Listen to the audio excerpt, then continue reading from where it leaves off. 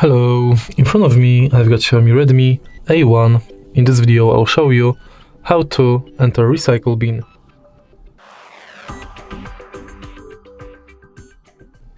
In the beginning, in order to enter recycle bin, you have to download Files by Google, because the factory Files app does not have this function.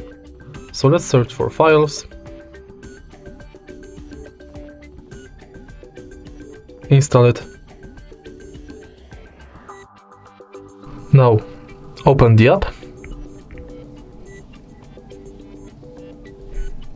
continue, and go to menu. As you can see right here, we've got the trash app. Simply enter it, and right here you'll be able to find the files you've deleted. Also, you can restore them from this menu within 30 days after you've deleted them. And that's it. If you find this video helpful, please leave a like, comment and subscribe.